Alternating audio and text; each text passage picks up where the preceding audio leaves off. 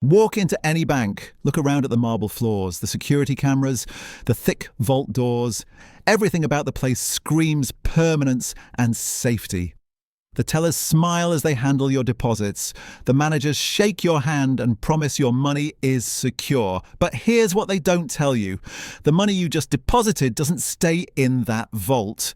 Most of it vanishes the moment you walk out the door. Not stolen, not lost, but lent out to someone else. And in that simple transaction lies one of the most powerful and dangerous financial tricks ever devised.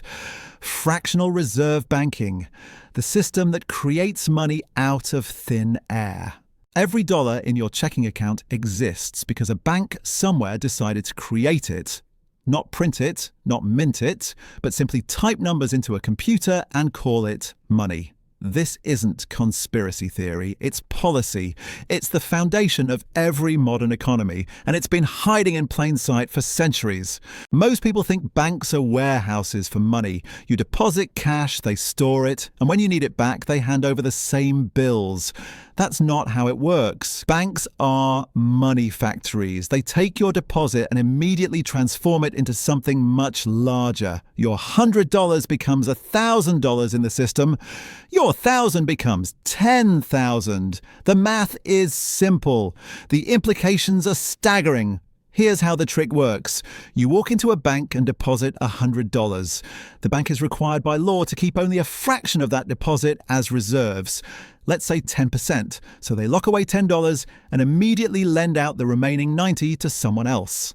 That borrower uses the $90 to buy something, and the seller deposits it into their bank.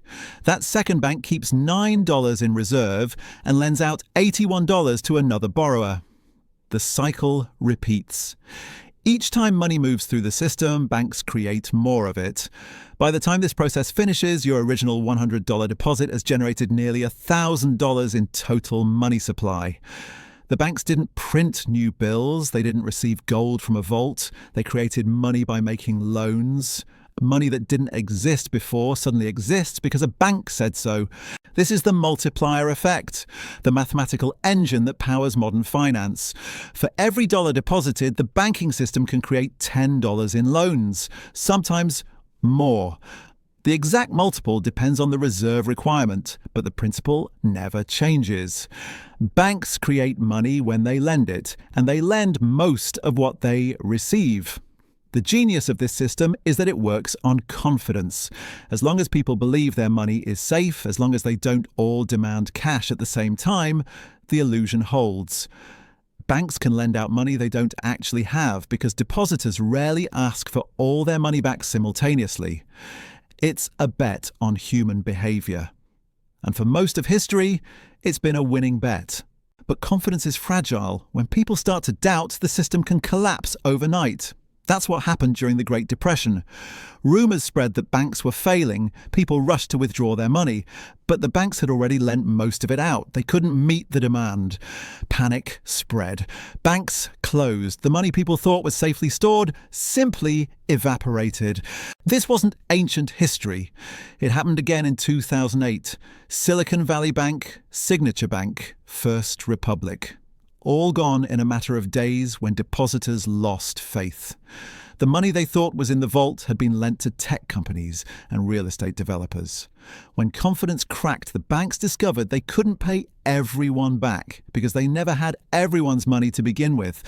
Today's banks operate with reserve ratios lower than ever before. Some hold less than 1% of deposits in actual cash. They've become more leveraged, more fragile, more dependent on the assumption that you won't ask for your money back. In Britain and Europe, banks routinely operate with reserves as low as 3%. That means for every $100 deposited, they keep 3 and lend out 97. The multiplier effect has never been more powerful or more dangerous. Central banks have made this system even more extreme through quantitative easing. When the Federal Reserve wants to stimulate the economy, it doesn't print physical money. It creates digital dollars and uses them to buy government bonds and securities from banks. $5 trillion created during the pandemic alone. Not backed by gold, not secured by assets, but simply declared into existence by typing numbers into a computer. The banks that received this newly created money didn't stuff it under mattresses. They used it as reserves to create even more money through loans. The multiplier effect amplified the Fed's $5 trillion into tens of trillions circulating through the economy. Money creation on a scale that would have been unimaginable to previous generations. This is the modern financial system. Not a warehouse for money, but a factory for creating it. Every loan generates new money. Every deposit becomes the foundation for multiple new loans. The process feeds on itself, growing larger and more complex with each transaction. Banks have become the architects of money itself, building wealth out of promises and confidence out of mathematics. But what happens when the mathematics break down? When confidence fails? When too many people want their money back at the same time? The answer lies in the mechanics of bank runs, and they're more terrifying than most people realize. When depositors lose confidence, they don't politely request their funds. They storm the doors. They demand cash immediately. And banks operating on razor-thin reserves simply cannot comply. Picture this scenario. A regional bank holds $10 billion in deposits but keeps only $300 million in actual cash. That's a 3% reserve ratio, typical for many institutions today. Now imagine rumours spread that the bank made bad loans to failing companies. Social media amplifies the panic. Within hours, depositors are lining up outside branches and flooding online banking systems. They want their money back, not tomorrow, not next week, but right now. The bank faces an impossible situation. It has the deposits on its books, recorded as liabilities it owes to customers. But those deposits have been transformed into loans, mortgages, and securities that cannot be instantly converted to cash. The money exists in theory, but not in practice. The bank must sell assets at fire sale prices or borrow emergency funds at crushing interest rates just to meet withdrawal demands. This is exactly what destroyed Silicon Valley Bank in 2023. The bank held billions in long-term government bonds purchased when interest rates were near zero. When rates rose, those bonds lost value dramatically. The bank tried to raise capital by selling securities at a massive loss. Word leaked. Depositors panicked. Within 24 hours, customers attempted to withdraw $42 billion. The bank collapsed not because it was criminal or fraudulent, but because it was playing by the rules of fractional reserve banking. The speed of modern bank runs makes the problem worse. In 1929, people had to physically visit bank branches to withdraw money. Lines formed slowly. Word spread gradually.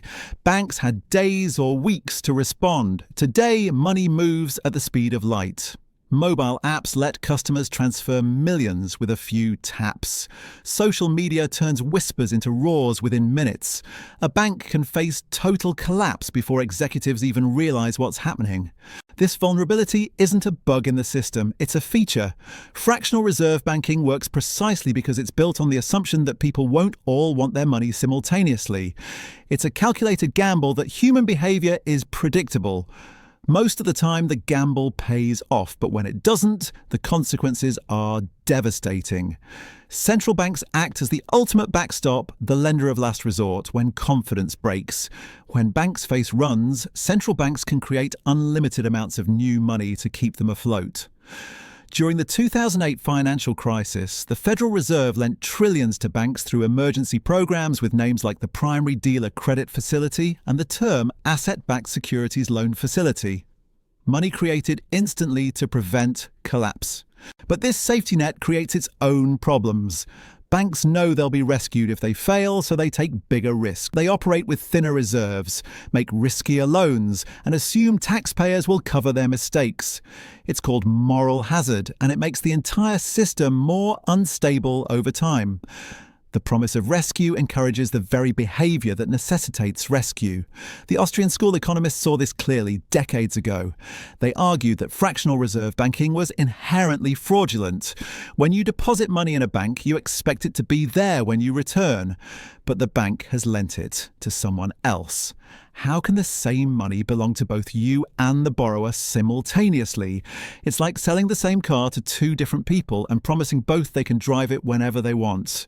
Critics call it legalized counterfeiting. Traditional counterfeiters print fake bills and get arrested. Banks create digital money through loans and get praised for supporting economic growth. The only difference is permission from the government. Both processes increase the money supply without creating new goods or services. Both dilute the value of existing money. But one is celebrated while the other is criminalized. So the next time you walk into that bank with its marble floors and promises of safety, remember what you now know.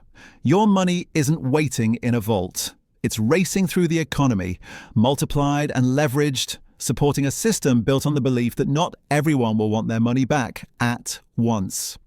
Fractional reserve banking has created unprecedented prosperity and devastating crashes in equal measure. It's the invisible engine behind every economic boom and the hidden fuse in every financial bomb. The question isn't whether you trust the system. The question is whether the system deserves your trust. If this opened your eyes, hit subscribe. The truth about money is stranger than fiction.